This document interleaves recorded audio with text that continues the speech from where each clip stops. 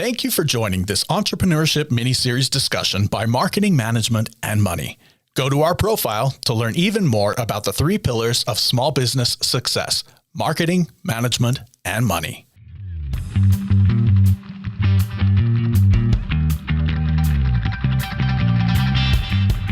This is Ryan with Marketing Management and Money doing another discussion training, this time on business plans. We get asked all the time how to do a business plan. And I'm just going to kick it off by letting you all know that honestly, I'm not a huge fan of business plans, and I'm not sure why we are still holding on so tightly to a business plan. Now, at the fundamental level, they're not bad. I don't have a problem with what is the intention behind a business plan. I have a problem with what ends up being the practice. The end result is most often a deviation from the intention. And what I mean by that is that business planning is supposed to be a way for you to take what your business is supposed to be doing, put it down in an organized fashion on paper, on the screen, and then reference that to help move your business forward. But usually what happens is it ends up becoming an academic exercise where people who are creating the business plan are doing it for the purpose of getting a loan or to get a grant or as a college project or something like that, a startup pitch.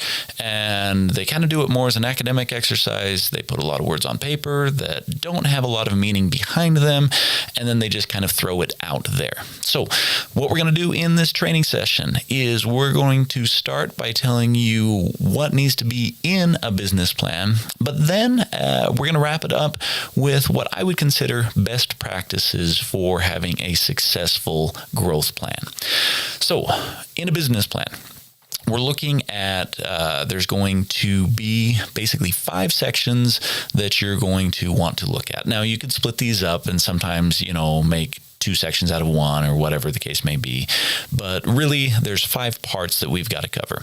One is going to be what I like to call the company profile. This is where you are explaining what the business actually is. This is where you're going to see your mission, your vision, value statements. Those are going to be thrown into this. Contact information, brief summary of the business, those kinds of things all get thrown into a company profile. Kind of an easy section to do of the business plan. The next section is going to be what you sell. I like to call this your product or service menu, where you put everything together in a nice little menu that shows everything that you sell in your business. Again, pretty straightforward. This can be done in a spreadsheet or a table or anything like that, where you want to just list out what it is that you sell. Usually you categorize it in a way that makes sense. Now, the next portion of the business plan is the marketing section. And in the marketing section, you want to start with identifying the need of your customers. What it is that, where's the gap in the market that you are able to fill? What is the problem that you are able to solve? And a good market section is going to be something that is going to connect the products and services that you sell with the demand that is out there in the market. And this is one of those areas that I oftentimes see the disconnect between business plans and actual business practice, is that on paper, they don't really take the time to flesh out how this is actually going to connect. And so you really want to spend a lot of time here. What I oftentimes see in a marketing section is I oftentimes just see a lot of market mediums that a business is going to use. They're going to talk about their social media strategy, or they're going to talk about their online strategy, or they're going to talk about like a referral program that they're going to have or something like that. But they don't really put some the nuts and bolts behind it, the meat and the potatoes behind it. They don't connect it to the products and services that they sell. And so that's where I have a lot of problems with the marketing section. This is one of the most critical sections of the business plan, yet it usually just ends up being fluff, a lot of, words, excitement, hype that does not connect exactly to what is happening in the market, to what the needs are in the market, and how you provide real solutions to meet those needs. The next section in the business plan is going to be the management section. And so on the management section, this is who is the team that is going to make this happen. Now, if you are creating a business plan to go get a loan, you actually probably want to put this at the front of the business plan, because bankers are really more concerned about who is making the deal happen oftentimes than they are of what the deal actually is, because the right people are going to make all the difference. And that's the key to this section, is getting the right people. Don't hire your cousin just because, if you're going to bring your cousin on board, or, your spouse or your nephew or your best friend, they really need to have the skill set that you are looking for, not just be a convenient option for a fill-in. And that's where I see the disconnect happen in the in the management section of the business plan, is that a lot of times people are just going for the easy people to connect with, not necessarily the right people to connect with. And finally, the financial forecasting. Again, this is something, there's a lot of skill to this. If you have never done forecasting before, it is not something that you can just wing. And, there really is a skill set. There's a deep understanding. In order to correctly forecast your financial statements means that you have to have a deeper understanding of your financial statements, not just a cursory top-level understanding of your financial statements.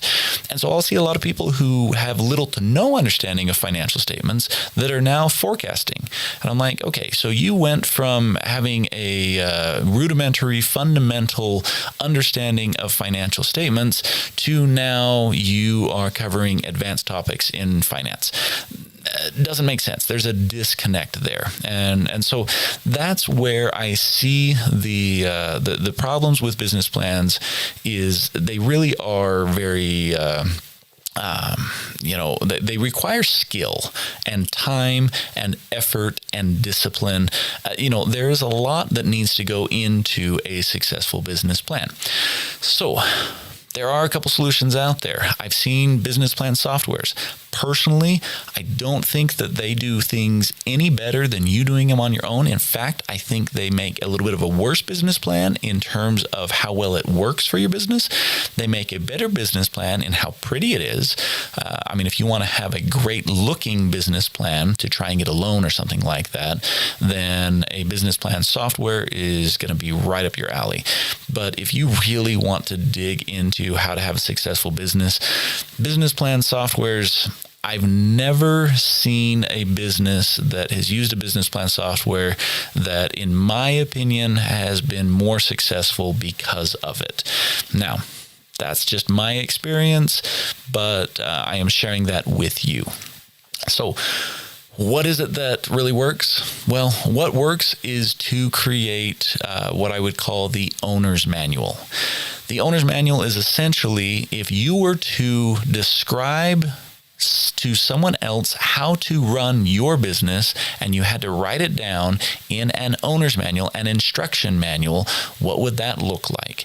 If you can successfully describe how to run and grow your business, voila, you now have a business plan. And so think of it that way. Instead of trying to fill in all of these, these sections that you're told you have to have. If you were to do a Bing search and look online and find, 100,000 different business plan templates, they're all going to say essentially the same thing, but maybe a little bit different. They're going to have these sections like, oh, you need to have have this section here and this section here and this section here. That's fine. There's nothing wrong with that. But I'll tell you that if you can successfully describe how to run your business, picture that you're going on vacation for 10 days and you've got someone that's going to come and, take care of the dog while you're gone. Well, you're going to write down a little list of instructions and you're going to be like, hey, the dog, you need to take him outside by 7 in the morning, and then they need to be fed at 8 a.m., give them a walk at 2 p.m. Like it's detailed instructions so that you can leave for 10 days. And when you return, your dog is going to be healthy and happy. And the same thing with your business. Detailed instructions so that you could leave for 10 days. And when you return, your business is going to be healthy and happy. Now, this could get as complicated as standard operating procedures and really mapping it all out. And honestly, there is some value in doing that. But for a business plan, it's high level. And so we're not getting down into the weeds of literally how to do every single task in the business. But we are planning on understanding how to do the business. Who's in charge of what? Whose responsibility is it to make sure that things operate correctly? What is it exactly that you sell? Who do you sell it to?